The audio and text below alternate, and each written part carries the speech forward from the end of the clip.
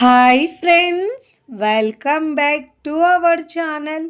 ఈరోజు మన కిచెన్లో బియ్యము పప్పులు నానబెట్టకుండా గంటలు గంటలు ఎదురు చూడవలసిన అవసరం లేకుండా పిండిని పులియబెట్టకుండా కేవలం 5 నుంచి 10 నిమిషాలలో అప్పటికప్పుడు హెల్దీగా జొన్న పిండితో సాఫ్ట్గా స్పాంజీగా ఇడ్లీలను ఎలా చేయాలో చూపించబోతున్నానండి.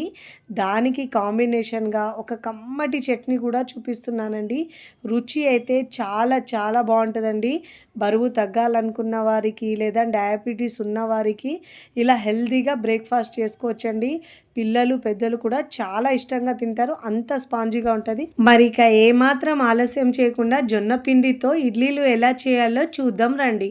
ఇక్కడ ఒక మిక్సింగ్ బౌల్ తీసుకున్నానండి. దాంట్లో కొలతలు కప్పు గ్లాసు దేంతో అయినా తీసుకోవచ్చండి. నేను ఇక్కడ 1 కప్పు జొన్న పిండి తీసుకుంటున్నానండి. మీరు రెడీమేడ్గా ఉన్న పిండినైనా తీసుకోవచ్చు, ఇంట్లో పట్టించిన పిండి అయినా తీసుకోవచ్చు. అదే కప్పుతో 1/2 కప్పు సూజీ బొంబాయి రవ్వ అంటారు కదండి, అది తీసుకోవాలండి. అదే కప్పుతో 1/4 కప్పు పెరుగు వేసుకోవాలండి. అన్ని కొలతలు ఒకదాంతోనే తీసుకోవాలి. ఇప్పుడు అన్ని ఇంగ్రీడియంట్స్ని ఒకసారి బాగా మిక్స్ చేసుకోవాలండి.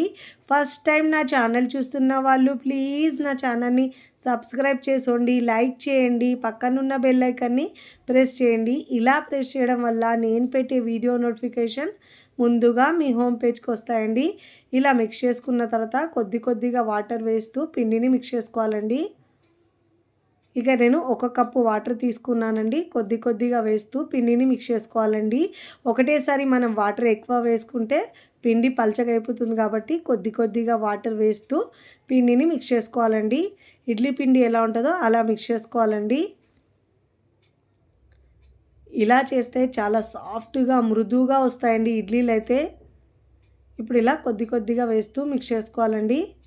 ఏమీ ఉండలు లేకుండా చక్కగా పిండిని మిక్స్ చేసుకోవాలి. చూడండి, ఇలా ఈ కన్సిస్టెన్సీలో పిండిని బాగా మిక్స్ చేసుకోవాలండి. ఇప్పుడు ఇలా మిక్స్ చేసుకున్న పిండిని మనము మూత పెట్టేసి ఒక 5 నుంచి 10 నిమిషాలు పక్కకు పెట్టుకోవాలండి. మీరు చట్నీ చేయకపోతే 10 నిమిషాల్లో అయిపోతుందండి. ఇడ్లీ అయితే ఇడ్లీ చట్నీ చేయాలంటే ఒక 15 నిమిషాలైనా పడుతుంది. ఇప్పుడు కమ్మటి చట్నీని రెడీ చేసుకుందామండి. ముందుగా చిన్న బౌల్ తీసుకొని దాంట్లో ఒక చిన్న లెమన్ సైజు చింతపండును నానబెట్టుకొని పక్కకు పెట్టుకోవాలండి.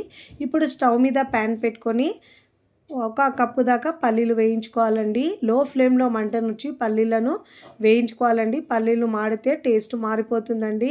మంటను లో ఫ్లేమ్లో ఉంచుతూ కలుపుతూ ఇలా బాగా మిక్స్ చేసుకుంటూ పల్లీలు వేయించుకోవాలి. ఇలా బాగా వేగిన తర్వాత ఈ పల్లీలను ఒక ప్లేట్లో తీసుకొని పక్కకు పెట్టుకోవాలండి. ఇప్పుడు ఇదే ప్యాన్లో 1 టీ స్పూన్ దాకా ఆయిల్ వేసుకోవాలండి. ఆయిల్ బాగా వేడైన తర్వాత ఇప్పుడు దీంట్లో ఒక 2 టేబుల్ స్పూన్ దాకా ధనియాలు వేసుకోవాలండి. ఈ చట్నీ టేస్ట్ అయితే చాలా చాలా బాగుంటుందండి. ఎప్పుడు పల్లీ చట్నీలో మనం ఇలా కొబ్బరి చట్నీ కాకుండా ఇలా కొత్తగా ఒకసారి చేసుకోండి, చాలా బాగుంటుందండి. జీలకర్ర 1 టీ స్పూన్ దాకా వేసుకోవాలండి. ఆవాలు 1/2 టీ స్పూన్ దాకా వేసుకోవాలి. వేసుకొని లో ఫ్లేమ్లో బాగా వేయించుకోవాలండి. ఇప్పుడు దీంట్లో ఒక 4 టేబుల్ స్పూన్ దాకా మినపగుళ్ళు వేసుకోవాలండి. ఇలా మినపగుళ్ళు వేసుకొని చట్నీ చేస్తే రుచి చాలా బాగుంటుందండి. పప్పులేమి మాడొద్దండి. మంటను లో ఫ్లేమ్లో ఉంచుకోవాలి. ఒక పిడికెడు దాకా మనము కరివేపాకు వేసుకోవాలండి. దీన్ని కూడా లో ఫ్లేమ్లో ఉంచి మంచిగా ఫ్రై చేసుకోవాలండి. ఇడ్లీ దోశలు దేంట్లో కూడా వడల్లో కూడా చాలా కమ్మగా ఉంటుందండి ఈ చట్నీ అయితే. ఇప్పుడు ఇలా లో ఫ్లేమ్లో బాగా వేయించుకోవాలండి. మీరు కావాలంటే దీంట్లో వెల్లుల్లి కూడా వేసుకోవచ్చండి, ఒక 4 నుంచి 5 దాకా. ఇప్పుడు ఇలా బాగా వేగిన తర్వాత ప్లేట్లో తీసుకొని పక్కకు పెట్టుకొని చల్లారించుకోవాలండి. ఇప్పుడు ఇదే ప్యాన్లో 1 టీ స్పూన్ దాకా ఆయిల్ వేసుకొని ఇప్పుడు దీంట్లో ఎండుమిరపకాయలు ఒక 4 దాకా వేసుకోవాలండి. నేను ఇక్కడ కలర్ కోసం కాశ్మీర్ కారం ఒక 4 తుంచి వేసుకుంటున్నానండి చిన్న ముక్కలుగా. దీన్ని కూడా మంటను లో ఫ్లేమ్లో ఉంచి బాగా వేయించుకోవాలండి. ఇప్పుడు ఇలా బాగా వేయించుకున్న తర్వాత ముందుగా మనము వేయించుకున్న పల్లీలను కూడా వేసుకొని ఇప్పుడు బాగా వేయించుకోవాలండి. ముందైతే మనం ఆయిల్లో వేయించలేదు, ఇప్పుడు ఆయిల్లో వేయించుకుంటున్నాము. మంటను లో ఫ్లేమ్లో ఉంచి ఇలా బాగా వేయించుకోవాలండి. ఇప్పుడు ఇలా బాగా వేయించుకున్న తర్వాత ముందుగా నానబెట్టుకున్న చింతపండు ఉంది కదండి, ఆ చింతపండు రసంతో పాటు ఇలా వాటర్ మొత్తం వేసేసేయాలి దీంట్లోనే. వేసుకొని ఇప్పుడు మంటను మీడియం ఫ్లేమ్లో ఉంచి ఇలా బాగా ఉడికించుకోవాలండి. ఇలా చేసిన చట్నీ రుచి అయితే చాలా కమ్మగా ఉంటుందండి. వేడి వేడి అన్నంలో వేసుకున్నా కానీ రుచి అద్భుతంగా ఉంటుందండి. ఇలా స్టవ్ ఆఫ్ చేసుకొని పూర్తిగా చల్లారించుకున్న తర్వాతనే ముందుగా ఇలా మనము మినపప్పు అవి వేసుకున్నాం కదండి, దాన్ని మనము గ్రైండ్ చేసుకోవాలి. కాస్త బరకగా గ్రైండ్ చేసుకొని మూత పెట్టేసి ఇలా బరకగా గ్రైండ్ చేసుకున్న దీన్ని ఇప్పుడు మనం మిరపగుళ్ళు ఉన్నాయి కదండి, దీన్ని పౌడర్ని మనం పక్కకు పెట్టుకోవాలండి. ఇలా మనము పౌడర్లా గ్రైండ్ చేసుకొని ఈ చట్నీలో వేసుకుంటాం కాబట్టి రుచి అయితే చాలా బాగుంటుందండి. వీడియోని మీరు ఎక్కడ స్కిప్ చేయకుండా పూర్తి వీడియో చూస్తేనే మీకు పర్ఫెక్ట్గా వస్తుందండి ఇడ్లీ చట్నీ కూడా. ఇప్పుడు పల్లీలను కూడా వేసుకోవాలండి. దీంట్లో వేసుకొని కొద్దిగా వాటర్ యాడ్ చేసుకోవాలి. ఇదే కడాయిలో కొద్దిగా వాటర్ వేసుకొని అదే వాటర్ దాంట్లో వేసుకొని గ్రైండ్ చేసుకోవాలండి. ఇప్పుడు ఇలా గ్రైండ్ చేసుకున్న చట్నీని మనము బౌల్లోకి తీసుకోవాలండి.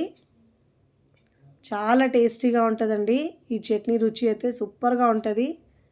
వేడి వేడి ఇడ్లీలో ఇలా చట్నీ పోసుకొని తినండి.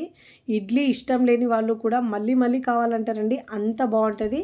ఇదే మిక్సీ జార్లో పావు కప్పు వాటర్ వేసుకొని కడిగి ఆ వాటర్ కూడా దీంట్లో వేసుకోవాలి. చూడండి, కన్సిస్టెన్సీ ఇలా ఉండాలండి. మరీ గట్టిగా కాకుండా మరీ పల్చగా కాకుండా వీడియోలో చూపించిన విధంగా ఈ మాదిరి ఉండాలండి.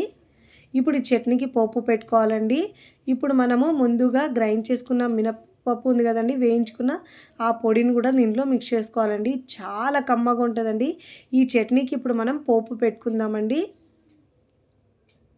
ఇప్పుడు దీంట్లో రుచికి సరిపోయినంత ఉప్పు వేసుకోవాలండి. ఈ చట్నీలో మీరు ఉప్పు కారం మీ టేస్ట్ని బట్టి యాడ్ చేసుకోండి. ఇక్కడ నేను నార్మల్గా మనం రెగ్యులర్గా ఎలా పెట్టుకుంటామో పోపు అదే విధంగా పెట్టుకున్నానండి. 1 టేబుల్ స్పూన్ దాకా ఆయిల్ వేసుకొని దాంట్లో ఎండుమిరపకాయలు, జీలకర్ర, ఆవాలు ఇంకా కరివేపాకు వేసుకొని పోపును మంచిగా ఫ్రై చేసుకున్న తర్వాత చట్నీలో వేసుకోవాలి.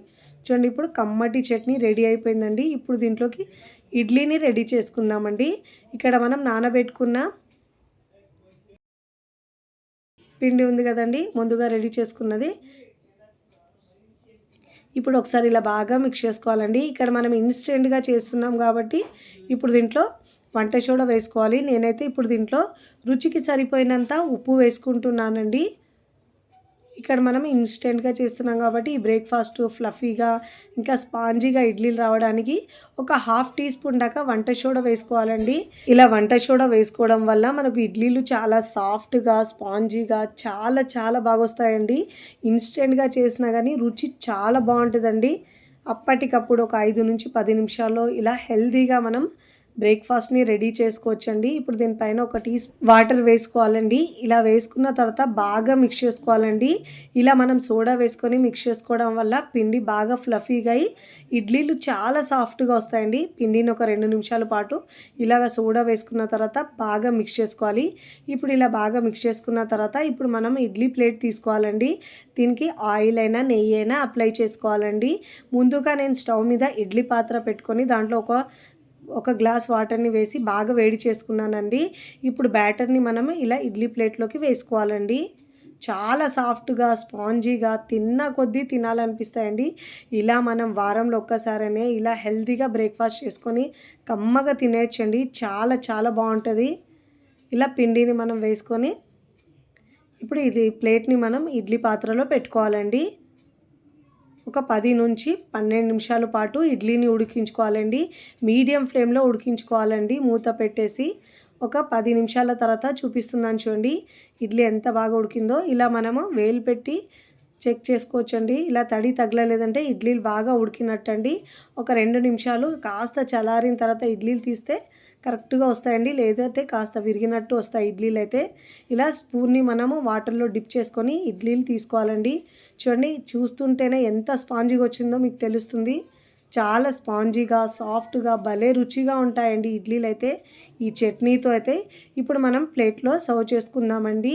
ఇలా చేసి పెడితే వేడి వేడిగా తినేస్తారండి. ఇడ్లీ ఇష్టం లేని వాళ్ళు అయితే ఇంకా 2 ఇడ్లీలు ఎక్కువనే తింటారండి, అంత కమ్మగా ఉంటుంది.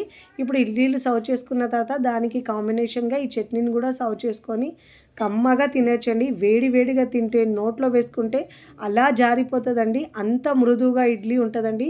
మీరు కూడా తప్పకుండా ఇన్స్టెంట్గా చేసుకునే ఈ ఇడ్లీ చట్నీ తప్పకుండా నచ్చితే ట్రై చేయండి. ట్రై చేసి ఎలా కుదిరిందో కామెంట్ ద్వారా తెలియచేయండి. ఇక్కడ మీకు ఒకటి తుంచి చూపిస్తాను చూడండి, ఎంత స్పాంజీగా ఫ్లఫీగా వచ్చిందో. చాలా స్పాంజీగా ఉంటుంది. వీడియో నచ్చితే లైక్ చేయండి, ఫ్రెండ్స్ ఫ్యామిలీకి షేర్ చేయండి. మరికొన్ని టేస్టీ సింపుల్ క్విక్ రెసిపీస్ కోసం టీ టీ టీ కిచెన్ని సబ్స్క్రైబ్ చేసుకోండి. కమెంట్ చేయడం అస్సలు మరవకండి.